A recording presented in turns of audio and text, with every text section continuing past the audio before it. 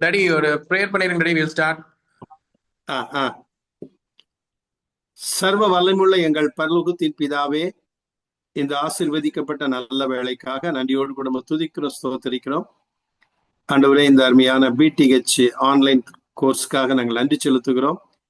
இன்றைக்கும் நடைபெறுகின்ற இந்த ஓடி சர்வேக்காக நன்றி செலுத்துகிறோம். ஆண்டவரே, கலந்து கொண்ட ஸ்டூடெண்ட்ஸுக்காக உமக்கு ஸ்தோத்திரம். இன்னும் கலந்து கொள்ளக்கூடியவர்கள் சீக்கிரத்திலே இதில் பங்கு பெற உதவி செய்வீராக. இந்த ஓடி சர்வே பாடத்தை நடத்துகிற அருமையான பாஸ்டர் பால்ராஜ் அவர்களுக்காக உம்மை துதிக்கிறோம், ஸ்தோத்தரிக்கிறோம். கர்த்தர் தம்முடைய நாமம் மகிமைப்படும்படியாக பாஸ்டர் அவர்களை பயன்படுத்தும்படியாக ஜெபிக்கிறோம். அநேகருக்கு ஆசீர்வாதமாக பிரயோஜனமா இருக்க கர்த்தர் உதவி செய்வீராக. துதிகன மகிமையெல்லாம் உமக்கே செலுத்துகிறோம். இரட்சகராக இயேசு கிறிஸ்துவின் நாமத்தில் ஜெபிக்கிறேன் அன்பின் பிதாவே, ஆமென். ஓகே, இப்பொழுது நம்மத்திலே அருமையான பழனியில உள்ள ரெவரண்ட் பால்ராஜ் அவர்கள் நம்முடைய வேதாகம கல்லூரிக்கு நெருக்கமான உறவில் உள்ளவர். எனக்கு ரொம்ப வேண்டிய நெருங்கிய ஒரு நண்பரும் என்னோடு கூட படித்தவரும் பாஸ்டர் அவர்கள். இப்பொழுது இன்றைக்கு இந்த பாடத்தை அவர் நடத்துவார். Amen. Thank you. God bless you. Okay பஸ். எல்லாருக்கும் என்னுடைய மாலை வணக்கங்கள். மறுபடியும் இந்த மாலை நேரத்துல நம்முடைய இறையியல் வகுப்புல உங்களோடு கூட தொடர்பு கொள்வதில் நான் மிகவும் மகிழ்ச்சி அடைகிறேன். கடந்த வகுப்பிலே நாம் படிக்க ஆரம்பிப்ப போது பழைய ஏற்பாட்டு அறிமுகம் என்கிற அந்த பகுதியினுடைய முதல் அறிமுக பகுதியை நான் உங்களோடு கூட பகிர்ந்து கொண்டேன். பழைய ஏற்பாட்டுக்குள் நாம் நுழைவதற்கு முன்பதாக பழைய ஏற்பாட்டை குறித்த ஒரு சரியான சிந்தனையையும் அணுகுமுறையையும் நாம் கொண்டிருக்க வேண்டும் என்பதை நாம் விளங்கிக் கொள்வதற்காக அடிப்படையான சில விஷயங்களை நான் கடந்த வகுப்பில் உங்களோடு கூட பகிர்ந்து கொண்டேன். அதற்கான அந்த நோட்ஸ் உங்களுடைய கரத்துல இருக்கிறது. போன வகுப்புல நாம் படித்த காரியங்களை நான் இப்பொழுது உங்களுக்கு ஞாபகப்படுத்த போவதில்லை. எங்கு முடித்தோம் என்பதிலிருந்து நாம் தொடரப் போகிறோம். நாம் எங்கு ஆரம்பித்தோம் அந்த பகுதியை என்றால், நாம் ஏன் பழைய ஏற்பாட்டை படிக்க வேண்டும், அதுதான் நம்முடைய பாடமாக கடைசியாக நாம் படித்தோம். உங்களுடைய நோட்ஸ்ல 8வது பக்கத்துல பேஜ் நம்பர் 8ல அது இருக்கும். ஏன் நாம் பழைய ஏற்பாட்டை படிக்க வேண்டும்? இன்றைக்கு அநேகர் பழைய ஏற்பாட்டை ஒதுக்கிவிட்ட நிலையிலே அது நமக்கு பயன்படாது, நமக்கும் அதற்கும் தொடர்பில்லை என்ற பலவாறான கருத்துக்களை அவர்கள் உடையவர்களாக இருக்கும்போது, ஆண்டவர் நமக்கு பழைய ஏற்பாட்டை கொடுத்திருப்பதனுடைய நோக்கத்தை நாம் புரிந்திருக்க வேண்டும். அப்பொழுதுதான் நாம் அதை படிப்போம், அதற்கு போதுமான அளவுக்கு நாம் கவனத்தை செலுத்துவோம். அதுல நான் உங்களுக்கு சில குறிப்புகளை பகிர்ந்து கொண்ட போது, கடைசியாக நான் உங்களோடு பகிர்ந்து கொண்ட குறிப்பு என்னவென்றால், பழைய ஏற்பாடு வேதத்திற்கு ஏற்ப உலக பார்வையை உருவாக்குகிறது என்கிற ஒரு பகுதியை நான் உங்களுக்கு பகிர்ந்து கொண்டேன். உலகத்திற்கு ஏற்ப ஒரு பார்வை என்கிற வார்த்தையின் அர்த்தம் என்ன என்பதையும் நான் உங்களுக்கு கடந்த வகுப்பிலே சொன்னேன். அந்த பக்கத்தில் இருக்கிற அந்த பேஜ்ல இருக்கிற அந்த படங்கள், வரைபடங்கள் மூலமாக நாம் எப்படி உலகத்தை வேதத்தின் வழியாக பார்க்க வேண்டும் என்பதை குறித்து நான் உங்களோடு கூட விளக்கி சொன்னேன். 9வது பக்கத்துல கடைசி வகுப்பிலே கலந்து கொண்டவர்களுக்கு அது நன்றாக உங்களுக்கு தெரியும். இன்றைக்கு அடுத்த பகுதிக்கு நாம் போவோம். நம்ம இன்றைக்கு 10வது பக்கத்திற்கு நாம் வருவோம். பழைய ஏற்பாட்டின் புத்தகங்களுக்குள்ளே நாம் நுழைவதற்கு முன்பு அடுத்து நாம் கவனத்தில் கொள்ள வேண்டிய ஒரு முக்கியமான காரியம் என்னவென்றால், பழைய ஏற்பாட்டிற்கும் புதிய ஏற்பாட்டுக்கும் உள்ள உறவை பற்றி நாம் புரிந்திருக்க வேண்டும். பழைய ஏற்பாடு வேற, அது புதிய ஏற்பாட்டுக்கும் அதற்கும் எந்த உறவும் கிடையாது. இது தனி ஒரு காரியம், அது ஒரு தனி காரியம் என்று நாம் ஒருபோதும் புரிந்து கொள்ளக்கூடாது. பழைய ஏற்பாட்டுக்கும் புதிய ஏற்பாட்டுக்கும் உள்ள நெருங்கிய உறவுகளை நாம் அறிந்து கொள்ள வேண்டுமானால் சில பின்னணிகளை நாம் அறிந்திருக்க வேண்டியது மிக முக்கியம். முதலாவதாக, கிபி 2ஆம் நூற்றாண்டில்தான் வேதாகமத்தின் முதல் 39 புத்தகங்கள் பழைய ஏற்பாடு எனவும் அதில் கடைசி 27 புத்தகங்கள் புதிய ஏற்பாடு என்றும் அழைக்கப்படலாயிற்று. அதற்கு முன்பதாக பழைய ஏற்பாடு மட்டும் இருந்தது. புதிய ஏற்பாடு எழுதி முடிக்கப்பட்டிருந்தாலும் அது தொகுக்கப்படாமல் இருந்ததினாலே அது அப்படியே இருந்தது. கிபி 2வது நூற்றாண்டில்தான் இந்த வேதாகமத்தை நாம் ஒன்றாக இணைத்து பழைய ஏற்பாடு புதிய ஏற்பாடு என்கிற அந்த பிரிவியை நாம் கொண்டு வந்தோம். அதைத்தான் நாம் இன்றைக்கு நம்முடைய கிறிஸ்தவ வேதாகமத்திலே பயன்படுத்துகிறோம். பழைய ஏற்பாடு என்கிற வார்த்தையை பழைய உடன்படிக்கை என்கிற பதம்தான் நமக்கு சரியான விதத்திலே அது புரிய வைக்கும். பழைய ஏற்பாடு என்கிற வார்த்தையை நீங்கள் தமிழிலே சொல்ல வேண்டும் என்றால் அதை பழைய ஏற்பாடு என்பதை விட பழைய உடன்படிக்கை என்கிற வார்த்தை மிக நல்ல வார்த்தை. ஓல்ட் கவனன்ட் என்று அதை நாம் சொல்லலாம். பழைய உடன்படிக்கை, இது புதிய உடன்படிக்கை. எப்படி இந்த பழைய உடன்படிக்கை புதிய உடன்படிக்கை அல்லது நாம் இப்பொழுது ஏற்பாடு என்று அழைக்கிறோமே, இதனுடைய விரிவாக்கங்கள் என்ன? பழைய ஏற்பாடு அதாவது என்ற பதம் இஸ்ரவேலர் எகிப்தை விட்டு புறப்பட்ட பின்பு வாக்குத்தத்த நாட்டிற்குள் நுழைவதற்கு முன்பு, நம்ம எல்லாருக்கும் வேதத்தை படித்தவங்களுக்கு தெரியும், இஸ்ரவேல் மக்கள் எகிப்து தேசத்தை விட்டு புறப்பட்ட உடனே அவர்கள் முதலாவது சந்தித்த பிரச்சனை செங்கடல் என்கிற பிரச்சனை. அதை கடந்த உடனே அவர்கள் அடுத்து வந்து நின்றது சீனாய் மலையின் அடிவாரத்துல. அந்த சீனாய் மலையின் அடிவாரத்துல அவர்கள் வந்தபோது கடவுள் மோசேயை சீனாய் மலையின் மேல் அழைத்து தம்முடைய வார்த்தைகளை அவருக்கு எழுதப்பட்ட வார்த்தைகளை அவருக்கு கொடுத்தார். அதுதான் உலகத்திலேயே முதல் முறையாக எழுதப்பட்ட வேதாகமம், ரிட்டன் வேர்ட் ஆஃப் காட் என்று, ரிட்டன் ஸ்கிரிப்சர் என்று சொல்ல வேண்டுமானால் அது மோசேக்கு ஆண்டவர் எழுதி கொடுத்த கற்பலகைகள் என்றுதான் நாம் அதை புரிந்து கொள்ள வேண்டும். இந்த உடன்படிக்கை இதுதான் இஸ்ரவேலரோடு ஆண்டவர் செய்து கொண்ட ஒரு உடன்படிக்கையாகும். யாத்ராகமத்தின் புத்தகம் 20ஆம் அதிகாரம், நாங்க போட்டிருக்கிற வசனங்களை எல்லாம் நீங்கள் சற்று கவனமாக நீங்கள் படிக்க வேண்டும். அப்படியானால் ஆண்டவர் அங்கே கொடுத்த நியாய பிரமாணத்தின் அடிப்படையிலே அவர் இஸ்ரவேலரோடு செய்து கொண்ட உடன்படிக்கை தான் பழைய உடன்படிக்கை. அதைத்தான் நாம் இப்பொழுது பழைய ஏற்பாடு என்று நாம் அழைக்கிறோம். ஆண்டவர் அதில் எவ்வளவு அவர் மிக கண்டிப்புள்ளவராக இருந்தார் என்றால், நியாய பிரமாணத்தை ஒரு காலகட்டத்திலே இஸ்ரவேல் மக்கள் மீறி நடந்த போது, ஆண்டவருக்கு விரோதமான காரியங்களை நியாய பிரமாணத்தை கை கொள்ளாமல் செய்த போது, நம்ம பின்னால படிப்போம், அத இஸ்ரவேல் என்கிற ராஜ்யம் ஒரு காலகட்டத்தில 2 ராஜ்யங்களாக உருவாகி இருந்தது. திருவரையை நீங்கள் படிப்பீர்களானால் அது நம்ம பின்னால வர்ற பாடங்கள்ல நம்ம படிப்போம். சாலமோன் அரசனுக்கு பிறகு அந்த இஸ்ரவேல் என்கிற ராஜ்யம் 2ஆக பிரிந்திருந்தது.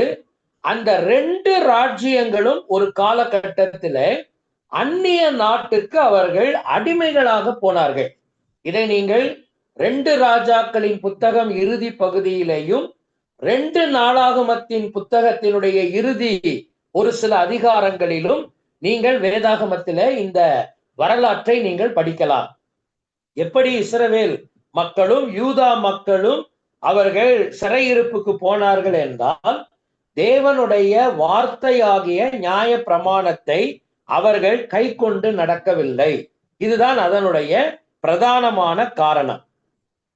பழைய ஏற்பாடு என்பது வெறும் நியாய பிரமாணம், அதாவது ஒரு சட்டதிட்டங்கள் அடங்கியது மாத்திரம் அல்ல, கடவுளின் ரட்சிப்பின் திட்டத்தில் உடன்படிக்கை மக்களாகிய யூதருக்குரிய பங்கும் அன்றி புறஜாதிக்குரிய பங்கையும் அது பற்றி கூறும் ஒரு இறையியல் வரலாற்று உண்மை என்பதை நாம் புரிந்திருக்க வேண்டும். நீங்க அதை நியாய பிரமாணம் என்கிறதோடு நீங்க நிக்க கூடாது. ஒரு காலகட்டத்துல ஆண்டவர் மனுக்குலத்திற்கு கொடுத்த அல்லது கொடுக்க இருந்த அந்த மீட்புக்கு ஆயத்தங்களை செய்த போது அதில யூதருடைய பங்கு மாத்திரம் அல்ல, புறஜாதியாருடைய பங்கும் அதில் இருந்தது என்கிற உண்மையை பழைய ஏற்பாடு மிக தெளிவாக சொல்லுகிறது. எனவே பழைய ஏற்பாட்டை யூதர்களுக்குரிய புத்தகம் என்று நாம் சொல்லி அதை ஒதுக்கிவிட்டால் நாம் தான் சில நேரங்களிலே தவறு செய்து அந்த பாதையிலிருந்து நாம் விலகி செல்வோம். சுவிசேஷங்களில் நீங்கள் படிப்பீர்களானால் கிறிஸ்து கூறின அந்த வார்த்தைகள் நம்ம எல்லாருக்கும் தெரியும். அதற்குரிய அந்த வேத பகுதிகளை நான் அங்கே கொடுத்திருக்கிறேன். ஆண்டவர் சிலுவையில மரிப்பதற்கு முன்பதாக சீஷர்களிடத்திலே அவர் சொன்னார், இது உங்களுக்காகவும் அநேகருக்காகவும் சிந்தப்படுகிற என்னுடைய புதிய உடன்படிக்கையின் இரத்தமாயிருக்கிறது என்று அவர் சொன்னார். அதன் அடிப்படையிலே ஸ்தாபிக்கப்பட்ட உடன்படிக்கை தான் புதிய உடன்படிக்கை. எனவே பழைய ஏற்பாடு புதிய ஏற்பாடு என்கிற வார்த்தையை நீங்கள் பழைய உடன்படிக்கை புதிய உடன்படிக்கை என்பதாக மனதிலே அதை வைத்துக் கொண்டு, அந்த உடன்படிக்கை பழைய ஏற்பாடு என்பது நியாய பிரமாணத்தின் அடிப்படையிலேயும், புதிய உடன்படிக்கை என்பது கிறிஸ்துவின் இரத்தத்தின் அடிப்படையிலும் உருவானது என்பதாக நாம் ஞாபகம் வைத்துக் கொள்ள வேண்டும். இறையியல் பாடத்துல நாம வரும்போது பின்னால் நம்ம படிக்க இருக்கிற நிறைய இறையியல் கருத்துக்களை நாம் சரியாக விளங்கி கொள்ள வேண்டுமானால் இந்த உண்மை நிலைகளை எல்லாம் நாம் மனதிலே ஆழமாக பதிய வைத்துக் கொள்ள வேண்டும். இங்கே நீங்கள் பார்ப்பீர்களானால் ஆபிரகாமினுடைய உடன்படிக்கையின்படி எல்லா இனத்தவருக்கும் கிட்டும் ஆவிக்குரிய அந்த வாக்கு தத்தத்தின்படியான ஆசீர்வாதம் என்பதாக நீங்கள் தெளிவாக படிக்கலாம். ஆண்டவர் ஆபிரகாமோடு செய்து கொண்ட உடன்படிக்கை என்பது யூதருக்கு மாத்திரம் அல்ல, புறஜாதியார் எல்லாருக்கும் கிடைக்க போகிற ஒரு ஆசீர்வாதத்தின் உடன்படிக்கையாக அது இருந்தது என்பதை நீங்கள் படிக்கலாம். நான் அங்கே கொடுத்திருக்கிற வேத வாக்கியங்களை எல்லாம் நீங்கள் தயவு செய்து நீங்கள் உங்களுடைய நேரத்தை ஒதுக்கி, நான் இப்படி சொல்ல மாட்டேன் ஓய்வு நேரத்தில் என்று நான் சொல்ல மாட்டேன், நேரத்தை ஒதுக்கி நீங்கள் இந்த வேதாகமத்தின் வேத வசனங்களையும் இந்த நோட்ஸையும் நீங்க படிக்கணும். விசேஷமாக ஆதியாகமத்தின் புத்தகம் 12ஆம் அதிகாரம் 3வது 4வது வசனங்கள் நம்ம எல்லாருக்கும் தெரியும். ஆண்டவர் ஆபிரகாமுக்கு கொடுத்த 7 விதமான ஆசீர்வாதங்கள் அங்கே வருவதை நாம கவனிக்கிறோம். அதுல கடைசி ஆசீர்வாதம் என்னவென்றால், பூமியில் உள்ள வம்சங்கள் எல்லாம் உனக்குள் ஆசீர்வதிக்கப்படும். இதுதான் ஆண்டவர் அவருக்கு கொடுத்த ஆசீர்வாதங்களிலே ஒன்று. அப்படியானால் அர்த்தம் என்ன? ஆண்டவர் இந்த வாக்கு தத்தத்தை ஆபிரகாமுக்கு கொடுத்த போது ஆபிரகாமுக்கு குழந்தையே கிடையாது. ஆனால் குழந்தை இல்லாமல் இருந்த காலகட்டத்திலேயே ஆண்டவர் சொன்னார், பூமியில் உள்ள வம்சங்கள் எல்லாம் உனக்குள் ஆசீர்வதிக்கப்படும். அப்படியானால் அர்த்தம் என்ன? நாம வரலாற்றை அப்படியே நீங்க கொஞ்சம் நீட்டி பார்த்து கொள்ள வேண்டும். கடவுள் அப்படித்தான் முன்னால் பார்த்தார். உனக்கு ஒரு ஈசாக்கு பிறப்பான், ஈசாக்குக்கு 2 பிள்ளைகள் பிறப்பார்கள், ஏசா யாக்கோபு. அதிலே நான் யாக்கோபை தெரிந்து கொள்வேன், அவனுடைய 12 குமாரர்கள், அவர்கள் 12 குடும்பங்களாய் மாறுவார்கள், 12 கோத்திரங்கள் ஆவார்கள். அந்த 12 கோத்திரங்கள் இஸ்ரவேல் என்கிற நாடாக, மக்கள் இனமாக அவர்கள் உருவாவார்கள். அதிலே நான் யூதா கோத்திரத்தை தெரிந்து கொள்வேன், தாவீதின் குடும்பத்தை நான் தெரிந்து கொள்வேன், அந்த குடும்பத்திலே நான் பிறப்பேன். இது எல்லாமே ஆபிரகாமுக்கு கொடுத்த அந்த உடன்படிக்கைக்குள் அது இருந்தது. ஒருவேளை இதெல்லாம் ஆபிரகாமுக்கு தெரியுமா? இப்ப நான் சொன்ன எல்லா விவரங்களும் அவருக்கு தெரியுமா என்றால் அவருக்கு இதுல எல்லாமே தெரியாது. ஒருவேளை சில காரியங்களை அவர் புரிந்திருக்கலாம், சில காரியங்கள் அவருக்கு புரியாமல் இருந்திருக்கலாம். ஆனால் கடவுள் அந்த தூர தரிசனத்துடன் தான் இந்த வாக்கு தத்தத்தை அவருக்கு கொடுத்தார். எனவே ஆபிரகாமின் உடன்படிக்கையின்படி எல்லா இனத்தவருக்கும் கிடைக்கும் ஆவிக்குரிய வாக்கு தத்தமான ஆசீர்வாதம் பழைய ஏற்பாட்டில் கொடுக்கப்பட்டதை புதிய ஏற்பாடு நினைவு கூறுகிறது. அடுத்து உள்ள வேத வாக்கியங்களை நீங்கள் பார்க்கலாம். கலாத்தியர் புத்தகத்திலே நீங்கள் அந்த வேத பகுதிகளை படிப்பீர்களானால் அதை நீங்கள் புரிந்து கொள்ளலாம். அடுத்து புதிய உடன்படிக்கை இஸ்ரவேலருக்காகவும் வாக்களிக்கப்பட்டது. அது புறஜாதியாருக்காக மாத்திரமல்ல, அது இஸ்ரவேலருக்கான ஆவிக்குரிய ஆசீர்வாதங்களையும் உள்ளடக்கியது. புதிய உடன்படிக்கையில இஸ்ரவேல் மக்களுக்கு இருக்கிற ஆசீர்வாதங்கள் என்ன என்பதையும் ஆண்டவர் அந்த பழைய ஏற்பாட்டிலே கூறியிருக்கிறார். அதற்கான வேத பகுதிகள் இங்கே இருக்கிறது. வேத பகுதிகளை எல்லாம் நாம் படித்து கொண்டிருப்போமானால் அது நமக்கு நேரத்தை வீணாக்கிவிடும். தயவு செய்து நீங்கள் அதை அமைதியாக உட்கார்ந்து தனிமையில நீங்கள் படிக்கும்படியாக உங்களை கேட்டுக்கொள்கிறேன். பழைய ஏற்பாட்டுக்கும் புதிய ஏற்பாட்டுக்கும் உள்ள அந்த வித்தியாசங்களை அடுத்த அட்டவணைகளில் நாம் படிக்க போறோம். பழைய ஏற்பாட்டையும் புதிய ஏற்பாட்டையும் எப்படி நாம் வித்தியாசப்படுத்தி அதே நேரத்துல சரியான பதத்துல அதை நாம் புரிந்து கொள்வது என்பதை நாம் படிக்க போகிறோம். அதுக்கு முன்னால கீழே இருக்கிற பேராகிராஃப் வாங்க. சில வேளைகளில் பழைய ஏற்பாடு நியாய பிரமாணம் எனவும் புதிய ஏற்பாடு கிருபை எனவும் குறிப்பிடப்பட்டுள்ளது. பழைய ஏற்பாட்டுல நியாய பிரமாணத்தை பத்தி சொல்ற பகுதிகள் மாத்திரம் அல்லாமல் பொதுவாகவே பழைய ஏற்பாடு சில இடங்களிலே நியாய பிரமாணம் என்றும் புதிய ஏற்பாட்டை குறிக்கும் வார்த்தையாக கிருபை என்கிற வார்த்தை புதிய ஏற்பாட்டிலே பயன்படுத்தப்பட்டிருப்பதையும் நீங்கள் கவனிக்கலாம். ஆயினும் அவை குறுகின நோக்கமுடையன எனலாம். ஏனெனில் பழைய ஏற்பாட்டில் நியாய பிரமாணத்தின் கீழ் கிருபையும் புதிய ஏற்பாட்டில் கிருபைக்குள் நியாய பிரமாணமும் இருப்பதை நீங்கள் காண முடியும். அப்படி ஒரு புரிதல் நமக்கு இருக்குமானால் அந்த புரிதலை நீங்கள் விரிவாக்கி கொள்ள வேண்டும். நியாய பிரமாணம் என்று பேசப்பட்ட பழைய ஏற்பாட்டின் காலத்திலேயே கிருபை என்கிற வார்த்தை அதற்குள் இருந்தது. ஏனென்றால் நியாய பிரமாணத்தின் மூலமாக உருவான உடன்படிக்கைக்குள் கிருபைக்கான வாக்கு தத்தங்களும் இருந்தது. சரி, புதிய ஏற்பாட்டுல கிருபையின் காலங்களுக்குள்ளே நாம் வந்து விட்டதினாலே நியாய பிரமாணம் முழுமையாக அழிந்து விட்டது, நியாய பிரமாணத்திற்கும் நமக்கும் தொடர்பில்லை என்று நாம் சொல்லிவிட முடியுமா? முடியாது, இல்லையா? அதற்குள் புதிய ஏற்பாடாகிய கிருபைக்குள் நியாய பிரமாணம் இருக்கிறது. ஆண்டவராகிய இயேசு இந்த உலகத்திலே வந்த நாட்களிலே மிக தெளிவாக அதை அவர் போதித்தார். விசேஷமாக நீங்கள் ஆண்டவருடைய மலை பிரசங்கம் என்று ஆண்டவர் அழைத்த அந்த ஆண்டவரால் பேசப்பட்ட வேத பகுதியை நாம் அழைக்கிறோமே, மத்தேயு 5ஆம் அதிகாரத்திலிருந்து 7ஆம் அதிகாரம் வரைக்கும், அதை நீங்க படிச்சுக்கிட்டே வாங்கல.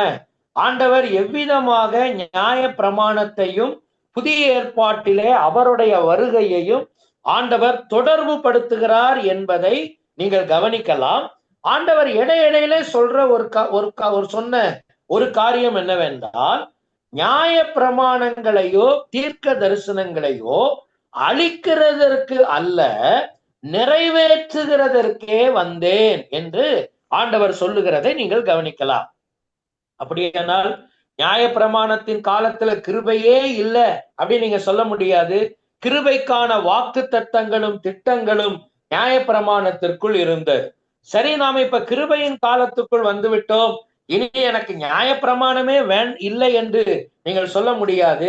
நியாய பிரமாணத்தை தேவனுடைய வார்த்தைகளை கிருபையின் காலத்திலும் நாம் நிறைவேற்ற அழைக்கப்பட்டிருக்கிறோம். எனவே ஒன்றுக்குள் ஒன்று அது இருப்பதை நீங்கள் மிக தெளிவாக கவனிக்கலாம். பழைய ஏற்பாடு புதிய ஏற்பாடு என்கிற பதங்களை பயன்படுத்தும் போது அது ஒன்றாக இணைக்கப்பட்டுள்ளது. அது முழுமையும் தெய்வீகமானது. கடவுளின் மீட்பின் வெளிப்பாட்டை வகை வகையாகவும் படிப்படையாகவும் அது வெளிப்படுத்துகிறது என்பதை நினைவில் கொள்ள வேண்டும். நீங்க இந்த எபிரேயர் நிருபத்துல வர்ற ஆரம்ப வசனங்களை நீங்கள் படிப்பீர்களானால் அங்கே வருகிற வார்த்தைகள் நம்ம எல்லாருக்கும் தெரியும். பூர்வ காலங்களில் பங்கு பங்காகவும் வகை வகையாகவும் தீர்க்கதரிசிகளின் மூலமாய் திருவுளம் பற்றின தேவன் இந்த கடைசி காலங்களிலே குமாரன் மூலமாக திருவுளம் பற்றினார். ஆண்டவர் தம்முடைய வேதாகமத்திலே வெளிப்பாடுகளை அவர் கொடுத்த போது, கடவுள் தம்மை குறித்த வெளிப்பாடுகளை கொடுத்த போது அது படிப்படியாக கொடுக்கப்பட்ட ஒரு வெளிப்பாடு. ஒரே இடத்துல ஒரே நபருக்கு எல்லா விஷயத்தையும் ஆண்டவர் வெளிப்படுத்த விடவில்லை. காலா காலங்களும் it was a gradual revelation. கொஞ்சம் கொஞ்சமாய் ஆண்டவர் அதை பூரணமாக ஒரு காலகட்டத்திலே வெளிப்படுத்தினார். இதைத்தான் எபிரேயர் நிருபம் 1 அதிகாரத்திலே நாம் தெளிவாக வாசிக்கிறோம். எனவே இந்த அட்டவணையை நீங்கள் கவனிக்க வேண்டியது மிக முக்கியமான 11வது பக்கத்துக்கு உங்களுடைய கவனத்தை நீங்கள் திருப்பிக் கொள்ளுங்கள். நம்முடைய நோட்ஸ்ல 11வது பக்கம். இப்போ இந்த பழைய உடன்படிக்கை, அதாவது பழைய ஏற்பாடு புதிய ஏற்பாடு, நான் உங்களுக்கு ஏற்கனவே அதற்குரிய விளக்கத்தை சொல்லிவிட்டதினாலே பழைய உடன்படிக்கை புதிய உடன்படிக்கை என்றே நாம் அதை விளங்கிக் கொள்வோம். இப்ப அது என்ன சொல்லுகிறது? நியாய பிரமாணம் வெளிப்படையானது. பழைய ஏற்பாட்டிலே நியாய பிரமாணம் வெளிப்படையாகவே நேரடியாகவே செயல்பட்டது. புதிய ஏற்பாட்டிலே நியாய பிரமாணம் இல்லாமல் போய்விட்டதா? இல்லை. ஆனால் அது உள்ளானதாக இருக்கிறது. நியாய பிரமாணம் இருக்கிறது, ஆனால் அது உள்ளான வாழ்க்கையோடு தொடர்புடையதாக இருக்கிறது. ஆவியுடன் தொடர்பு கொண்ட வார்த்தையாக அது இருக்கிறதை நீங்கள் கவனிக்கலாம். பழைய உடன்படிக்கை பழைய ஏற்பாட்டை பத்தி படிக்கும்போது கடவுளோடு உறவு கொள்வது ஆசாரியர்கள் மூலமாக மட்டுமே. பழைய ஏற்பாட்டுல ஒரு காலகட்டத்துல மனிதர்கள் பலியின் மூலமாக கடவுளோடு அவர்கள் உறவு கொண்டிருந்தார்கள். மோசேயின் காலத்திற்கு பிறகு தேவன் ஆசாரியர்கள் என்கிற அந்த மனிதர்களை அவர்களுக்கு கொடுத்தார், அல்லது ஆசாரியத்துவ ஊழியத்தை அந்த பொறுப்பை ஆண்டவர் அவர்களுக்கு கொடுத்தார். அவர்கள் மூலமாகத்தான் இஸ்ரவேலர்கள் கடவுளுடன் தொடர்பு கொண்டிருந்தார்கள். ஆனால் புதிய ஏற்பாட்டிலே ஆசாரியர்கள் என்ற ஒருவர் இருந்தால்தான் ஒரு மனிதன் கடவுளுடன் தொடர்பு கொள்ள முடியும் என்கிற நிலை இல்லை. இந்த வார்த்தையை கவனிங்க. கடவுளுடன் நெருங்கிய தனிப்பட்ட உறவு.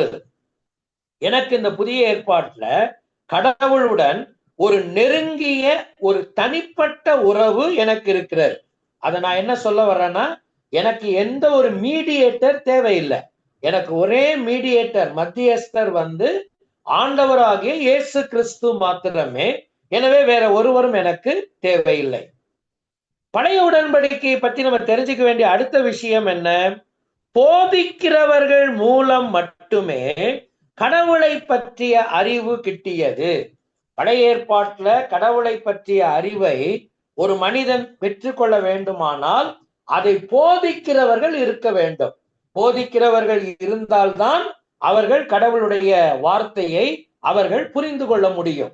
ஆனால் புதிய ஏற்பாட்டிலே நம்ம பார்க்கிற காரியம் என்னவென்றால், அங்கே வாசிக்கிற காரியம் என்ன?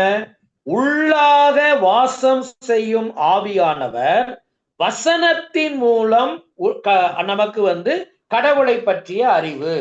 புதிய ஏற்பாட்டுல எல்லா மனிதருக்கும் ஆண்டவர் சொந்தமாக்கி இருக்கிற 2 காரியம் என்னவென்றால், ஒன்று உள்ளாக வாசம் செய்யும் ஆவியானவர். நமக்குள்ளே இருக்கிற ஆவியானவர், பரிசுத்த ஆவியானவர் நமக்குள் உள்வாசம் செய்கிறார். அவர் நிரந்தரமாக நமக்குள் இருக்கிறார். அவர் மூலமாக நான் தேவனோடு தொடர்பு கொள்ளுகிறேன், அவருக்கான அறிவை நான் பெற்றுக் கொள்ளுகிறேன். இரண்டாவதாக, முழுமை அடைந்த ஒரு வேதாகமம்.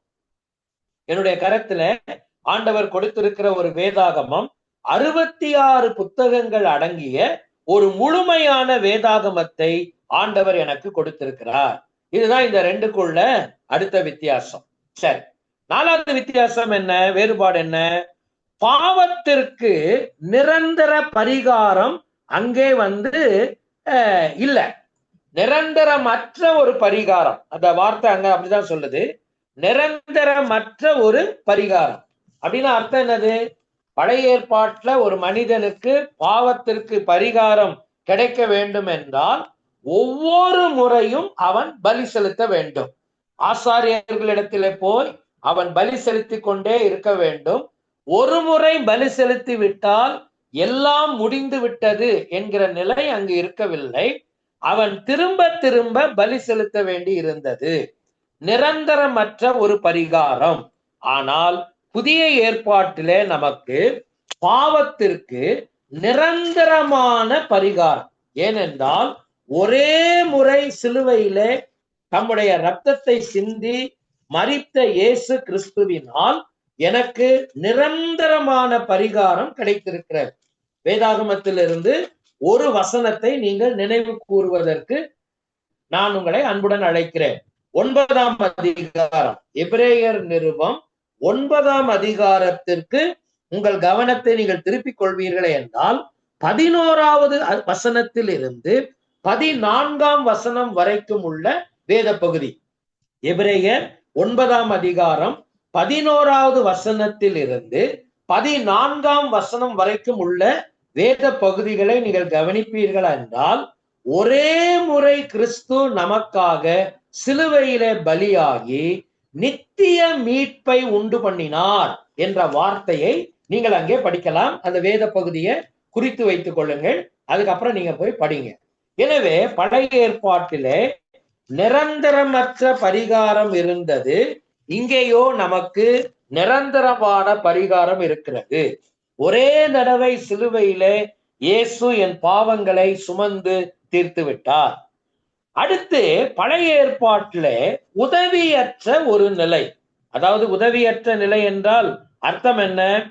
தெய்வீக உதவி அல்லது ஊக்கம் நமக்கு பலம் நமக்கு கிடையாது. தேவைப்படும் போது மட்டும்தான் கிடைத்தது.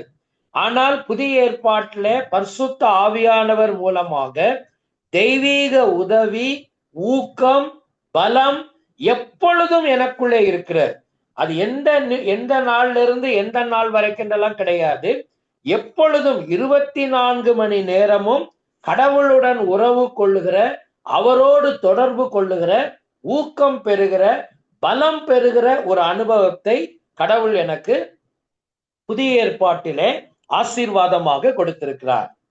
அடுத்து பழைய ஏற்பாட்டுக்கு நீங்க போவீங்கன்னு சொன்னா, கடவுளின் பரிசுத்தத்தையும் மனிதனின் பாவத்தையும் அது காட்டுவதற்கு வடிவமைக்கப்பட்டது. கடவுள் எவ்வளவு பரிசுத்தம் உள்ளவர், மனிதன் எவ்வளவு பாவம் நிறைந்த மனிதன், தெய்வத்தை அணுகுவதற்கு அவன் தகுதியற்றவன் என்பதை பழைய ஏற்பாட்டை படிக்கும் போது ஒரு மனிதன் உணர முடியும். ஆனால் புதிய ஏற்பாடு என்ன சொல்லுகிறது? ரட்சிப்படையவும் கிறிஸ்துவை கடவுளின் பரிசுத்தத்தையும் காட்ட வடிவமைக்கப்பட்ட இந்த புதிய ஏற்பாட்டை எனக்கு கிடைத்திருக்கிற பெரிய ஆசீர்வாதம் என்ன? நான் கடவுளால் மீட்கப்பட முடியும். கிறிஸ்துவுக்குள் அவருடைய பரிசுத்தத்தை நான் அது எனக்கு வெளிப்படுத்துவது மாத்திரம் அல்ல, அதிலே நான் பலனடைய முடியும். கடவுளுடைய பரிசுத்தத்திலே நிரந்தரமாக நான் பலன் அடைய முடியும். இது எனக்கு நிரந்தரமாக கிடைத்திருக்கிற ஒரு ஆசீர்வாதம். பழைய ஏற்பாடு எனக்கு என்ன சொல்லுகிறது? கீழ்ப்படிதல் விசுவாசத்தை வெளிப்படுத்தினது என்பது மிக மிக அங்கே கட்டாயமானது. ஒரு மனிதன் கீழ்ப்படிந்து நடந்தால் மட்டுமே அவன் விசுவாசத்தை வெளிப்படுத்தினதாக திருமறை கணக்கில் எடுத்துக்கொள்ளும். இல்லாவிட்டால் கீழ்ப்படியாம, தேவனுடைய வார்த்தைக்கு கீழ்ப்படியாதவன் விசுவாசத்திற்குள் இருக்கிறவன் அல்ல. ஆனால் புதிய ஏற்பாடு என்ன சொல்லுகிறது? விசுவாசம் கீழ்ப்படிதலை வெளிப்படுத்துகிறது, தனிப்பட்டது. அங்கே பாத்தீங்கன்னா அது ஒரு பெரிய கூட்டத்துக்கு, இஸ்ரவேல் என்கிற கூட்டத்திற்கு பொதுவானதாக இருந்த ஒரு விஷயம். புதிய ஏற்பாட்டுல விசுவாசத்தினாலே நான் கீழ்ப்படிதலை வெளிப்படுத்துகிறேன்.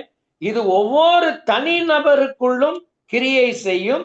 தனிநபராகத்தான் கடவுளோடு நாம் தொடர்பு கொள்ள முடியும். ரோமருக்கு எழுதின நிருபம் 1ஆம் அதிகாரம் 17வது வசனத்தை நீங்க படிச்சு பாருங்க. விசுவாசத்தினாலே நீதிமான் பிழைப்பான். அப்படின்னா கடவுள் மேல் விசுவாசம் வைக்கிற மனிதன் தான் நீதிமானாக மாற்றப்பட முடியும், கடவுளுடைய ஆசீர்வாதங்களை பெற்றுக்கொள்ள முடியும் என்பதை புதிய ஏற்பாடு நமக்கு தெளிவாக சொல்லுகிறது. அடுத்து பழைய ஏற்பாடு நமக்கு என்ன சொல்லுகிறது என்றால், கீழ்ப்படி அந்த கிறிஸ்துவின் மரணத்தில் அது முடிவடைந்தது. அதாவது கிறிஸ்துவின் மரணத்தில் அந்த அந்த பழைய ஏற்பாடு என்பது நமக்கு முடிவடைந்து விட்டது. உடன்படிக்கை, ஒப்பந்தம், ஏற்பாடு என்கிற விஷயம் பழைய உடன்படிக்கை மறைந்து புதிய உடன்படிக்கை ஆரம்பித்து விட்டது. இங்கே நீங்கள் புதிய ஏற்பாட்டுக்கு வருவீர்கள் என்றால் கிறிஸ்துவின் மரணத்தில் அது ஆரம்பமானது. பழைய உடன்படிக்கை எங்கே நிறைவுக்கு வந்தது? கிறிஸ்துவின் மரணத்தின் மூலமாக அது நிறைவுக்கு வந்தது. புதிய ஏற்பாட்டில் அது எங்கே தொடங்கினது? அது கிறிஸ்துவினுடைய மரணத்தில் துவங்கியது. பழைய ஏற்பாட்டில் வருகிற பதம் பெரித் என்கிற பதம், கிரேக்க பதத்திலே புதிய ஏற்பாட்டிலே நமக்கு வருகிற பதம் டயாதெக்கே என்கிற ஒரு பதம். உயில், ஏற்பாடு என்கிற பதங்கள் அதை நமக்கு விளக்குகிறது. எனவே பழைய ஏற்பாடு கிறிஸ்துவின் மரணத்தோடு கூட அது நிறைவடைகிறது அல்லது பூரணம் அடைகிறது. கிறிஸ்துவினுடைய மரணத்திலிருந்து புதிய உடன்படிக்கை ஆரம்பிக்கிறது. இந்த இறையியல் கோட்பாடுகளை ஒரு கிறிஸ்தவர்கள் மிக தெளிவாக அடிப்படையிலே நீங்கள் புரிந்திருக்க வேண்டும். ஒருவேளை நீங்கள் ஆண்டவருக்குள்ளே வளருவதற்கோ அல்லது பிந்தின நாட்களிலே நீங்கள் ஆண்டவருடைய வார்த்தையை போதிக்கிறவர்கள் என்றால் உங்களுக்கு இந்த அடிப்படை அறிவுகள் எல்லாம் இதை குறித்து கட்டாயம் இருக்க வேண்டும். இப்போ அடுத்த ஒரு பகுதிக்கு நீங்க வருவீங்கன்னு சொன்னா, கீழே கடவுளின் உடன்படிக்கையில் இருக்கக்கூடிய பொதுவான பண்புகள். அதாவது பழைய ஏற்பாட்டுல கடவுள் உடன்படிக்கை என்ற ஒன்றை ஏற்படுத்திய போது அந்த உடன்படிக்கைக்கென்று சில பண்புகள் இருந்தது. கடவுள் ஏற்படுத்துகிற ஒரு உடன்படிக்கையை என்ன விதமான பண்புகளை கொண்டிருக்கும், அதை எப்படி நான் புரிஞ்சுக்கிறது? கவனன்ட் என்கிற வார்த்தையை நம்ம பயன்படுத்தும் போது பழைய ஏற்பாட்டுல ஆண்டவர் அந்த மனிதர்களோடு உடன்படிக்கை செய்த போது அதுல இருந்த பொதுவான அந்த உடன்படிக்கைக்குன்னு இருந்த சில பொதுவான பண்புகள் என்ன? முதல் பண்பு என்ன? தரத்தில் மாறுபட்ட அல்லது வேறுபட்ட சமனற்ற குழுக்கள் இடையே ஏற்பட்டது. நீங்க இதை புரிஞ்சுக்கிட்டீங்களா? ஒரு ஒப்பந்தம் நீங்க பண்றீங்கன்னா அல்லது ஒரு உடன்படிக்கை பண்றீங்கன்னா அந்த உடன்படிக்கை பண்றதுக்கு 2 பேர் வேணும். 2 பேர் இல்லாம ஒரு உடன்படிக்கை நம்ம செய்ய முடியாது இல்லையா? பழைய ஏற்பாட்டுல அப்படி உடன்படிக்கை பண்ணாலும் சரி, இல்ல புதிய ஏற்பாட்டுல இன்னைக்கு நீங்க இது பைபிளுக்குன்னு வெளியே கூட நீங்க போங்களேன், வெளியில கூட நீங்க ஒரு ஒப்பந்தத்துக்குள்ள நீங்க போகும்போது அங்க என்ன நடக்கும்? உங்களுக்கு ஈக்குவலா இருக்கிற இன்னொரு குரூப்போட தான் நீங்க போய் ஒரு உடன்பாட்டை நீங்க செய்வீங்க. நீங்க யாரோடையாவது ஒரு உடன்படிக்கை பண்றீங்கன்னு சொன்னா அந்த உடன்படிக்கை உங்களுக்கு அவங்க ஈக்குவலா இருக்கிறாங்களான்னு பாப்பீங்க. பழைய ஏற்பாட்டுல கடவுளுடைய காரியங்களும் வேதத்துல நீங்க பாத்தீங்கன்னா கடவுளுடைய மக்கள் அவங்க செய்த உடன்படிக்கையில அப்படிதான் அவங்க இருந்திருக்கிறாங்க. உலகத்துல பொதுவான மக்களும் அப்படிதான் இருந்திருக்கிறாங்க. ஆனால் கடவுள் தம்முடைய மக்களோட உடன்படிக்கை ஏற்படுத்தின போது அது 2 சமமான குழுக்கள் அல்ல, அவங்க ஈக்குவல் பார்ட்டிஸ் கிடையாது இல்லையா? இப்ப நம்ம இருக்கிறோம், நான் என்னுடைய தரம் என்ன, நம்மளுடைய தரம் என்ன, கடவுளுடைய தரம் என்ன. அவர் எல்லா விதத்திலும் உயர்ந்தவர், நம்ம எல்லா விதத்திலும் கீழே இருக்கிறோம். அப்போ எல்லா விதத்திலும் உயர்ந்திருக்கிற கடவுள் எல்லா விதத்திலும் கீழே இருக்கிற மனிதனோட உடன்படிக்கை செய்ய முன்வந்தார். அதான் நாங்க சொல்லியிருக்கிறேன், தரத்தில் வேறுபட்ட சமனற்ற குழுக்களிடையே ஏற்பட்டது. கடவுள் அப்படி உடன்படிக்கை ஏற்படுத்தும் போது எனக்கு ஈக்குவலா அவன் இருந்தா தான் அவனோட நான் உடன்படிக்கைய ஏற்படுத்துவேன், இல்லைன்னா நான் ஏற்படுத்த மாட்டேன்னு ஆண்டவர் சொல்லல. ஒருவேளை நான் அவருக்கு ஈக்குவலா இல்லைன்னா கூட அவர் என்னிடத்துல தம்முடைய உடன்படிக்கையை கொண்டு வந்தார். ரைட். ரெண்டாவது என்னது? ஒரு பக்கமானது. இன்னைக்கு நீங்க ஒரு ஒப்பந்தம் பண்றீங்கன்னு சொன்னா, ஒரு அக்ரிமெண்ட் நீங்க போடுறீங்கன்னு சொன்னா, அதுல நீங்களும் சொல்லுவீங்க, அவங்களும் சொல்லுவாங்க, எதிர் பார்ட்டிஸும் சொல்லுவாங்க. இப்படி ரெண்டு பேரும் சேர்ந்து ஒரு விஷயத்த முடிவு பண்ணாதான் அந்த விஷயத்த நம்ம எடுத்துக்கொள்வோம். அவங்களும் சொல்லுவாங்க, நம்மளும் சொல்லுவோம். என்னென்ன விஷயங்கள் உள்ள இருக்கணும்ன்றத ரெண்டு பேரும் சொல்லுவோம். ஆனா இங்க அப்படி கிடையாது. ஒரு பக்கமானது. ஒரு பக்கமானதுன்னு அர்த்தம் என்ன தெரியுங்களா? கடவுள் மட்டுமே அந்த உடன்படிக்கைக்கான எல்லா விதமான கூறுகளையும் உள்ள இருக்கிற எல்லா விஷயங்களையும் உருவாக்கி தொகுத்திருக்கிறவர் ஆண்டவர் மட்டும்தான். இதுல மனுஷன் பக்கத்துல இருந்து மனுஷன் இதெல்லாம் சொல்லி இருக்கிறான், மனுஷன் இதெல்லாம் சேர்த்திருக்கிறான் அப்படின்றதுக்கு இடமே கிடையாது. ஒரு பக்கமானது. கடவுள் மட்டுமே அதை உருவாக்கி இருக்கிறார், அதை ஏற்படுத்தி இருக்கிறார். மூணாவது, வாக்கு தத்தங்களின்படி நிபந்தனையற்றது. எப்பவுமே ஒரு உடன்படிக்கை நம்ம போனோம்னா அந்த நிபந்தனைகளை அவங்க கை கொள்ளணும். ரெண்டு பகுதியாரும் அதை கை கொள்ளணும்.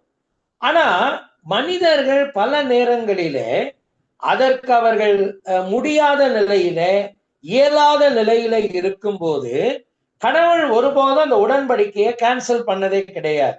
அவருடைய வாக்கு தத்தங்களின் அடிப்படையில அது நிபந்தனையற்ற ஒன்றாகவே செயல்படுகிறது.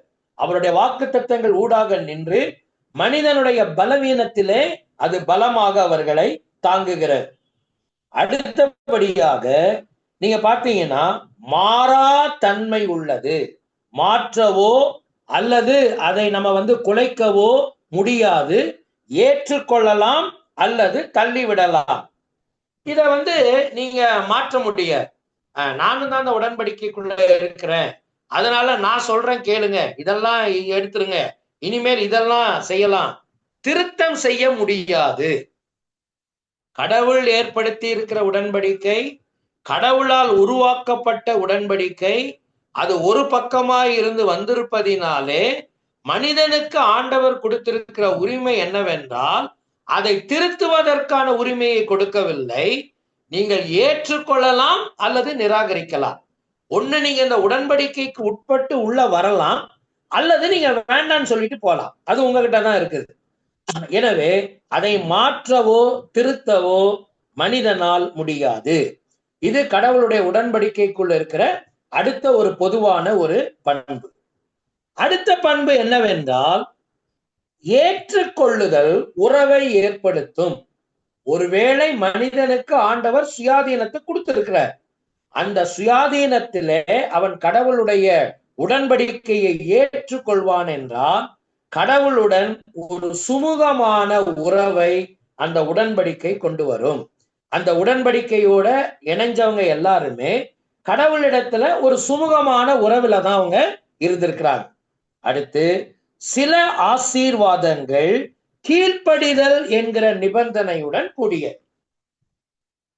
சில ஆசீர்வாதங்களை நீங்கள் பெற வேண்டுமானால் அதற்கு நீங்கள் கீழ்ப்படிய வேண்டும். கடவுளுடைய உடன்படிக்கையில் இருக்கிற ஒரு பிரதானமான ஒரு நிபந்தனை என்னவென்றால், சில ஆசீர்வாதங்களை நீங்கள் சுதந்திரித்துக் கொள்வதற்கு நிபந்தனைகளுக்கு கீழ்ப்படிய வேண்டும். சரி, இப்ப நம்ம இங்க படிச்ச 1, 2, 3, 4, 5, 6 காரியம் படிச்சோம் இல்லைங்களா? இந்த 6 காரியமே கடவுள் ஏற்படுத்தின உடன்படிக்கையில இருக்கிற ஒரு பொதுவான ஒரு பண்பு. கடவுள் இந்த பண்புகளை வைத்துதான் தம்முடைய உடன்படிக்கையை மனிதனோடு ஏற்படுத்தி இருக்கிறார். அவனோடு அவர் தொடர்பில் இருந்திருக்கிறார். புதிய உடன்படிக்கை. புதிய உடன்படிக்கை என்னது? இது கிறிஸ்துவின் இரத்தத்தினால் கடவுள் கிருபையாக ஏற்படுத்தியது. ஆனால் இது ஒரு நோக்கத்துடன் ஏற்படுத்தப்பட்டது. இதன் மூலம் விசுவாசத்தை கொண்டு பாவ பரிகாரத்தின் ஆசீர்வாதங்களையும் நன்மைகளையும் ஏற்றுக்கொள்ளும் யாவருக்கும் நிபந்தனை ஏதுமின்றி அருளுவதாக வாக்களித்துள்ளார். புதிய உடன்படிக்கைய ஆண்டவர் கிறிஸ்துவின் மூலமாய் கொண்டு வந்த போது, நீ இப்படியெல்லாம் இருந்த பிறகு என்கிட்ட வா, அதுக்கு பிறகு நான் உனக்கு செய்ய வேண்டியதை செய்வேன்னு ஆண்டவர் சொல்லவே இல்லை. நீ எந்த நிலையில் இருந்தாலும் என் மேல் உனக்கு விசுவாசம் இருக்குமானால் அந்த விசுவாசத்தோடு நீ வந்தால் போதுமானது. நான் உனக்கு தேவையானவைகளை உன்னோடு கூட நான் கட்டளையிடுவேன் அல்லது உன்னோடு என் உறவை ஏற்படுத்துவேன் என்பதை ஆண்டவர் சொல்லி இருக்கிறார். பழைய ஏற்பாட்டை நம்ம படிக்கும் போது இந்த இறையியல் கருத்துக்களை எல்லாம் நீங்கள் மனதிலே வைத்துக் கொள்ள வேண்டும். சரி, அடுத்து இந்த பழைய ஏற்பாட்டு புதிய ஏற்பாட்டுக்கிடையில அடுத்து ஒரு சில ஒற்றுமைகளையும் வேற்றுமைகளையும் நீங்கள் கவனிக்கலாம்.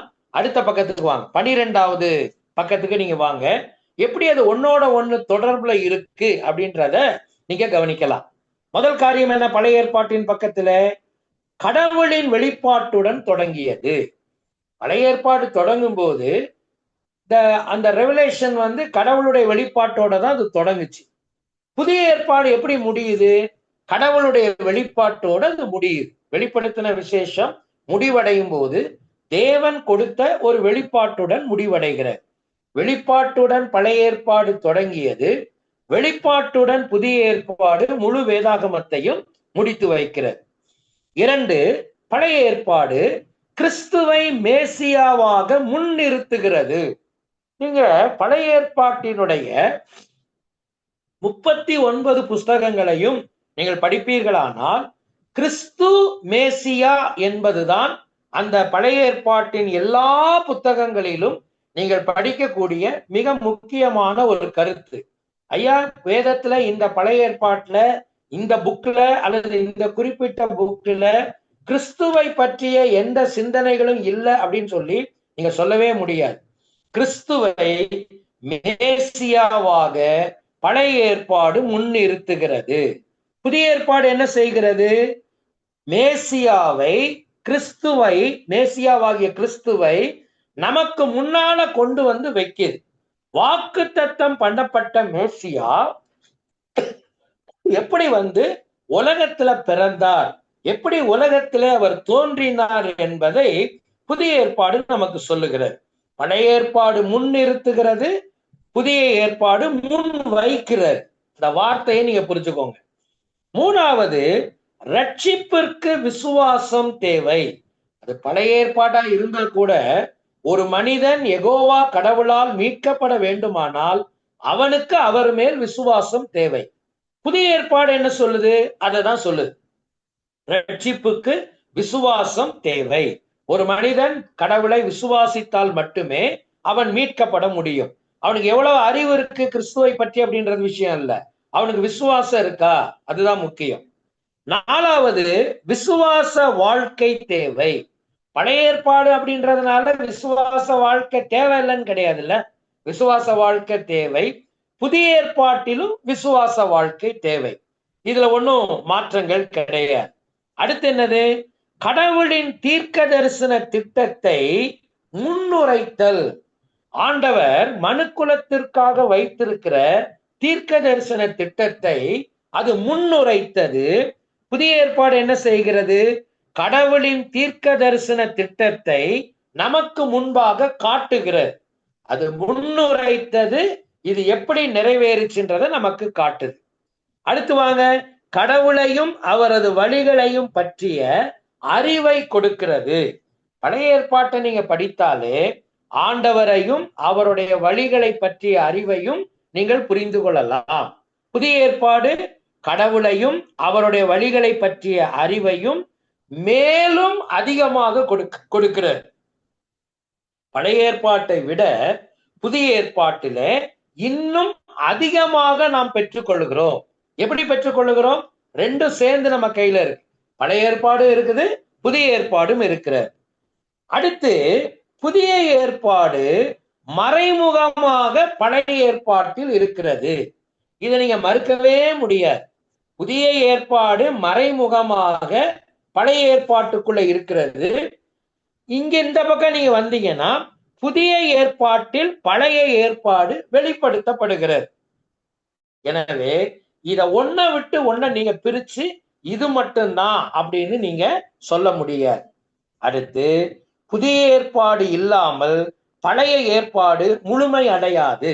புதிய ஏற்பாட்டின் நம்பிக்கையை ஒரு மனிதன் ஏற்றுக்கொள்ளாவிட்டால் பழைய ஏற்பாட்டை அவன் முழுமை செய்ய முடியாது. அதே நேரம் பழைய ஏற்பாடு இல்லாமல் புதிய ஏற்பாட்டை புரிந்து கொள்வது கடினம்.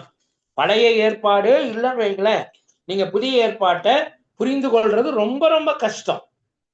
ஒரு சின்ன உதாரணம் உங்களுக்கு சொல்லணும்னா, இயேசு கிறிஸ்துவும் அப்போஸ்தலர்களும் இந்த உலகத்திலே ஊழியம் செய்த காலகட்டங்களிலே புதிய ஏற்பாடு எழுத்து வடிவத்துல கிடையாது இல்லையா? அப்போஸ்தலர்கள் ஊழியம் செய்த காலத்துல கூட ஒரு சில நிருபங்கள் எழுத்து வடிவத்துல இருந்தது, ஆனால் அது தொகுக்கப்படவில்லை. எல்லாரும் எதை பயன்படுத்தினாங்க? பழைய ஏற்பாட்டை தான் பயன்படுத்தினாங்க. பழைய ஏற்பாட்டில் இருந்துதான் புதிய ஏற்பாட்டின் கிறிஸ்துவை அவர்கள் உலகத்திற்கு அவர்கள் சொன்னார்கள். அடுத்து, மனிதன், பாவம், ரட்சிப்பு போன்றவற்றின் உண்மைகளை உறுதிப்படுத்துகிறது. பழைய ஏற்பாட்டிலிருந்தே நீங்க போனீங்கன்னு சொன்னா கடவுள் யாரு, மனிதன் யாரு, பாவனை என்ன, ரட்சிப்பு போன்ற உண்மைகளை பழைய ஏற்பாடு உறுதிப்படுத்துகிறது. கடவுள், மனிதன், பாவம், ரட்சிப்பு போன்ற சத்தியங்களை இன்னும் அதிகமாக தெளிவுபட நமக்கு இது புதிய ஏற்பாடு உறுதிப்படுத்தி கூறுகிறது. சோ இந்த ரெண்டுக்கும் உள்ள ஒற்றுமைகளையும் வேற்றுமைகளையும் சரியான விதத்துல நீங்கள் புரிந்திருந்தால் மட்டுமே வேதத்தை நீங்கள் வியாக்கியானம் செய்யும் போது நீங்க தவற மாட்டீங்க. சரிங்களா? புதிய ஏற்பாட்டை நமக்கு ஒரு வார்த்தை உண்டு, வேத வசனத்தை நிதானமாய் பகுத்து போதித்தல் என்று பவுல் சொல்லுவார். Rightly dividing the word. How can you do that? எப்படி, ஹவு இட் இஸ் பாசிபிள்? எப்படி இது நடக்கும் அப்படின்னா, வேதத்தை பற்றிய ஒரு பேலன்ஸ்டான நாலேஜ் உங்களுக்கு இருக்கணும். அதுக்கு தான் இந்த வகுப்புகள் உங்களுக்கு சொல்லப்படுகிறது. கீழே பாருங்க, புதிய ஏற்பாடு இல்லாமல் பழைய ஏற்பாடு முழுமை அடையாது, ஆனால் அதன் நிறைவேறுதலுக்கும் முழுமை அடைதலுக்கும் புதிய ஏற்பாட்டையே பழைய ஏற்பாடு எதிர்நோக்கி உள்ளது. பழைய ஏற்பாடு நிறைவேறுது அப்படின்றதுக்கு அது புதிய ஏற்பாட்டை தான் சார்ந்து இருக்கிறது.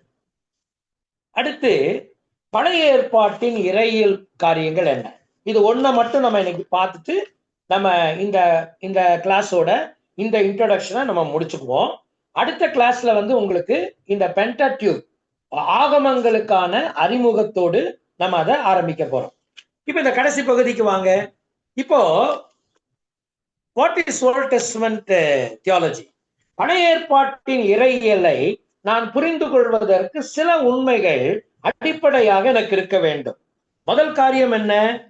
வேதாகமத்தின் கோட்பாடுகள் பற்றி படிக்கும் போது நாம் இதை குறித்து இன்னமும் விரிவாக படிக்கலாம். இருப்பினும் சில முக்கிய கருத்துக்கள் நீங்கள் புரிந்து கொள்வது நல்லது. கோட்பாடுகள்லாம் என்னது? தியாலஜி. நம்ம படிக்கிற பாடத்திட்டத்துல தியாலஜின்னு ஒரு திட்டம் இருக்கு, ஒரு பாடம் இருக்கு. அந்த தியாலஜியை நீங்க தொடர்ந்து படிக்கும் போது அதுல இதை பற்றி இன்னும் நிறைய விவரங்களை நீங்க படிக்கலாம். சோ இதுல நம்ம சில விஷயங்களை நீங்க படிக்கலாம். முதல் விஷயம் என்ன? பழைய ஏற்பாடு கூறும் கடவுளும் புதிய ஏற்பாடு கூறும் கடவுளும் ஒருவரே. பழைய ஏற்பாட்டுல ஒரு கடவுள் இருந்தாருங்க, இப்ப நம்ம புதிய ஏற்பாட்டுல வணங்குற கடவுள் வேறன்னு சொன்னா பரிதாபமான விஷயம். நமக்கு அப்படி பழையவே கிடையாது. நாம பழைய ஏற்பாட்டுல வேதம் சொல்லுகிற ஆண்டவரும் புதிய ஏற்பாட்டுல நம்ம கடவுள் சொல்ற ஆண்டவரும் ஒருத்தர் தான், ஒரே தேவன் இயேசு கிறிஸ்து, நேற்றும் என்றும் என்றும் மாறாதவர் என்று வேதம் சொல்லுகிறார். எனவே பழைய ஏற்பாடு கூறும் கடவுளும் புதிய ஏற்பாடு கூறும் கடவுளும் ஒருவரே. வசனங்களை நான் உங்களுக்கு விளக்கி சொல்றதுக்கு நேரம் இல்லை, கீழே இருக்குது, படிச்சுக்கோங்க. கீழே அந்த வசன குறிப்புகளை நீங்க படிச்சுக்கோங்க. ரெண்டாவது என்னது? கடவுளின் பண்புகளில் அன்பு மட்டுமல்லாது கோபமும் உண்டு என்றும் பழைய ஏற்பாடும் புதிய ஏற்பாடும் காட்டுகிறது.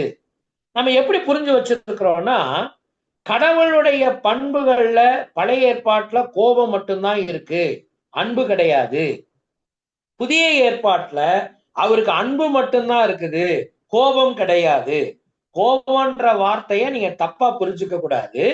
அதாவது கண்டிப்பாக இருத்தல், அதுதான் அதோடைய அர்த்தம். கோபப்படுறது அப்படின்னா நீங்க மனிதர்கள் கோபப்படுறத யோசிக்க கூடாது, கடவுளுடைய கண்டிப்பு. சரிங்களா? இப்ப நீங்க எப்படி பேலன்ஸ்டா இருக்கணும்? பழைய ஏற்பாட்டிலையும் அவர் கண்டிப்புள்ளவராயும் அன்புள்ளவராயும் இருந்தார், புதிய ஏற்பாட்டிலேயும் அவர் அன்புள்ளவராயும் கண்டிப்புள்ளவராயும் இருக்கிறார். எனவே அங்க ஒரு மாதிரி இருந்தாரு, இங்க ஒரு மாதிரி இருக்கிறார், அப்படி கிடையாது. அவர் எப்பவுமே தம்முடைய பண்பு நிலைகளில் மாறாதவர். இதை நீங்க புரிஞ்சுக்கணும். இன்னைக்கு நிறைய கள்ள போதகங்கள் இதை வச்சுதான் உருவாகி இருக்கு. இன்னைக்கு இந்த இப்ப வந்திருக்கிற ஒரு புதிய, ரொம்ப சமீபத்துல அதுல பாதிக்கப்பட்டு அதன் பிறகு ஒரு சில நல்ல வேத பாடங்களிலே, நான் நடத்தின சில வேத பாடங்களிலே பங்கு பெற்று தெளிவடைந்த ஒரு சகோதரர் சொன்னார், ஹைப்பர் கிரேஸ் என்று சொல்லக்கூடிய ஒரு கள்ள போதனை இப்ப ரொம்ப சமீபத்துல அது அதிகமாயிட்டே இருக்கிறது.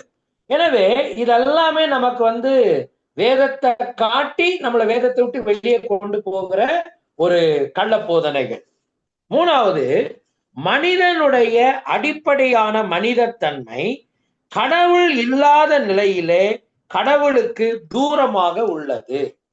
கடவுளற்ற வாழ்க்கைய புதிய ஏற்பாடு, ஒரு மனிதன் கடவுள் இல்லாம வாழ்றத, கடவுளுக்கு அவன் பிரியமா தான் இருக்கிறான்றத புதிய ஏற்பாடு சொல்லல, பழைய ஏற்பாடு அதை சொல்லல. கடவுளுக்கு தூரமாக இருக்கிற வாழ்க்கை, கடவுளற்ற வாழ்க்கை ஒருபோதும் தேவனால் பழைய ஏற்பாட்டிலும் சரி புதிய ஏற்பாட்டிலும் சரி அங்கீகரிக்கப்படுவதில்லை. இதை நீங்கள் புரிந்திருக்க வேண்டும். நாலாவது, பாவம் என்பது பழைய ஏற்பாட்டிலும் புதிய ஏற்பாட்டிலும் ஒரே மாதிரியாகத்தான் உள்ளது. அந்த நீங்க வேறுபாடெல்லாம் வைக்க கூடாது. பழைய ஏற்பாட்டுல அது ரொம்ப சீரியஸான விஷயம், புதிய ஏற்பாட்டுல அதுக்கு ரொம்ப பெரிய விஷயம் கிடையாது, அல்லது புதிய ஏற்பாட்டுலதான் இது ரொம்ப சீரியஸான விஷயம், பழைய ஏற்பாட்டு அப்படி கிடையாது. பாவம் பாவம் தான், பாவத்திற்கு உருமாற்றங்கள் கிடையாது. அதை நீங்க தெரிஞ்சுக்கணும், ஒரே மாதிரி தான் இருக்கும்.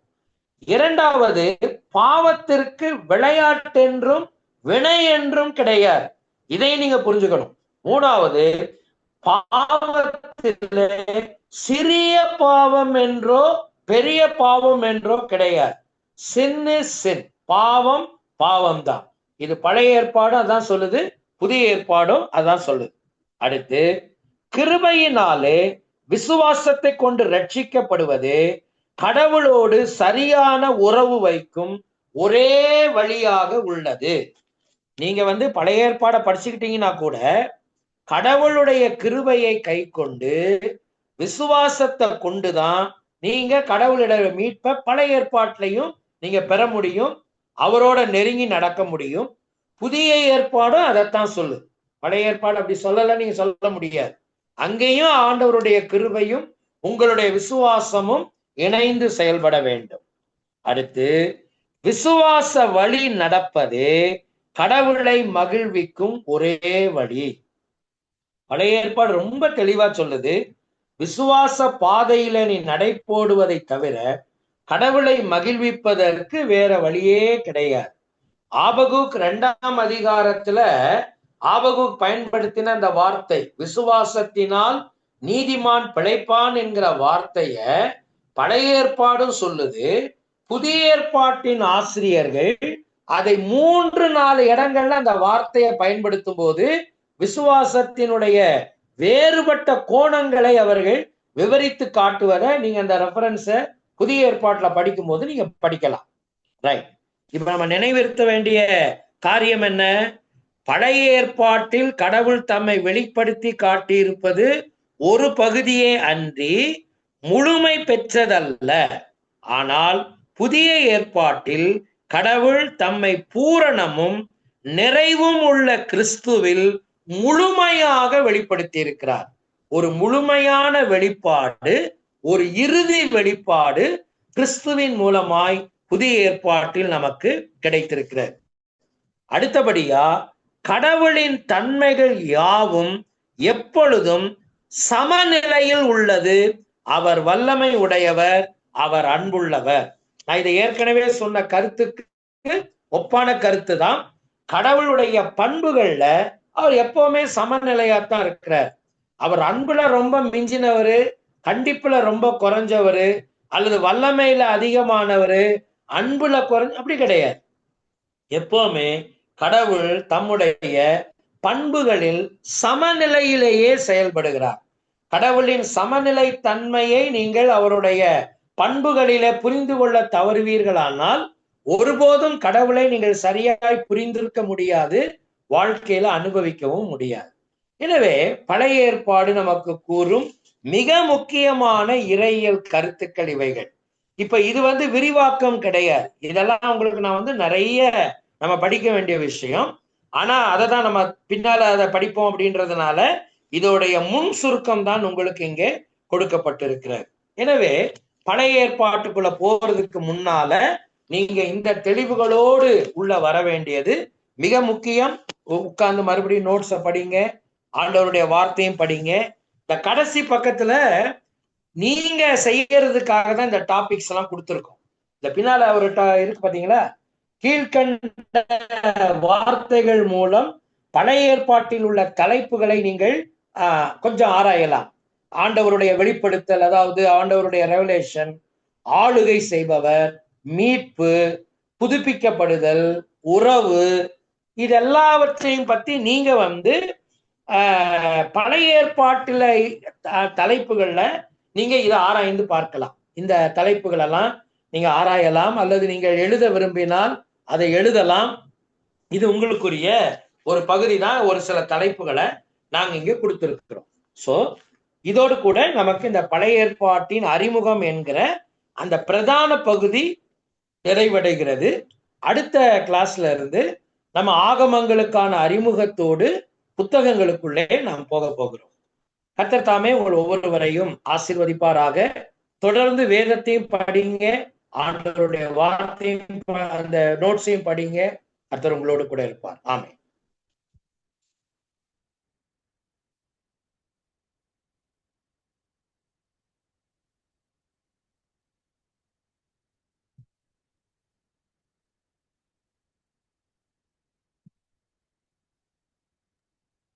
மியூட்ல இருக்கீங்க. Praise the Lord. பழைய ஏற்பாட்டின் அறிமுகத்தை குறித்து அருமையான ரெவரண்ட் பால்ராஜ் அவர்கள் தெளிவாக நடத்தினார். அடுத்த கிளாஸ்ல ஆதியாகமத்தை துவங்க போகிறோம். ஆதியாகமம் என்றாலே துவக்கம் என்றுதான் பொருள். ஆகவே அந்த தோராவை குறித்து ஆதியாகமம், யாத்திராகமம், லேவியராகமம், எண்ணாகமம், உபாகமம், அந்த புத்தகங்களை தொடர்ந்து இந்த பாடங்களை படிக்க போகிறோம். அது மட்டுமல்ல, தீர்க்க தரிசனங்களையும் படிக்க போகிறோம், சங்கீதங்களையும் படிக்க போகிறோம். ஆக இது ஓடி சர்வே, ஓல்டு டெஸ்டமெண்ட் சர்வே, அதாவது பழைய ஏற்பாட்டின் ஆய்வு என்று இதனுடைய தமிழில் சொல்ல வேண்டும் என்றால் பழைய ஏற்பாட்டின் ஆய்வு. ஸோ நீங்க அதை படிக்க போறீங்க. ரெவரண்ட் பால்ராஜ் அவர்கள் தான் இந்த பாடத்தை தொடர்ந்து நடத்துவார். உங்களுக்கு ஏதாவது சந்தேகங்கள் இருக்கும் என்று சொன்னால் நீங்க கேட்டா பால்ராஜ் பாஸ்டர் அவர்கள் உங்களுக்கு அதுக்கு பதில் சொல்லுவார். அந்தந்த சப்ஜெக்டுக்கு, அந்தந்த பாடத்திற்கு, அந்த பாடத்தை நடத்துகிற ஆசிரியர்கள் உங்களுக்கு உங்களுடைய கேள்விகளுக்கு தெளிவான பதிலை கொடுப்பார்கள், அதை தெளிவுபடுத்துவார். ஸோ ஏதாவது சந்தேகனாலும் அல்லது எப்படி ஒரு ஃபீட்பேக் நல்லா இருந்துச்சு, பிரயோஜனமா இருந்துன்னு சொன்னாலும் நீங்க சொல்லலாம். ஓகே, உங்க நேரம் ஒரு 5 நிமிடம் 10 நிமிடம்.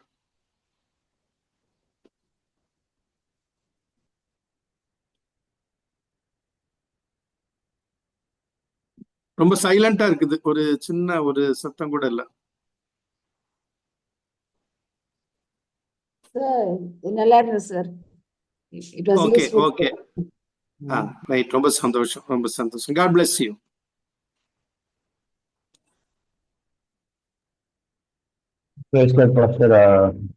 ஆக்சுவலி பழைய ஏற்பாடு புதிய ஏற்பாடு அந்த ஒரு காரியத்துல எல்லாத்துக்குமே ஒரு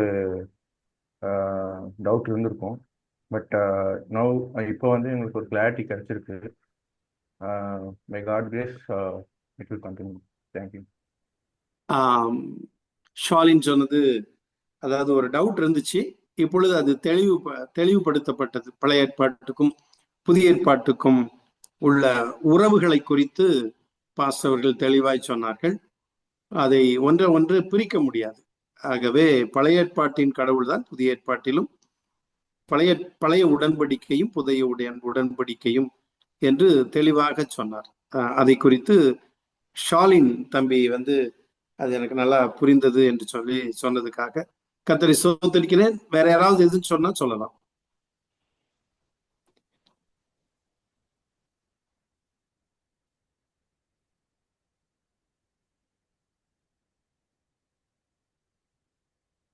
ஓகே, இந்த வகுப்பு ரொம்ப சிறப்பாய் நடந்தது.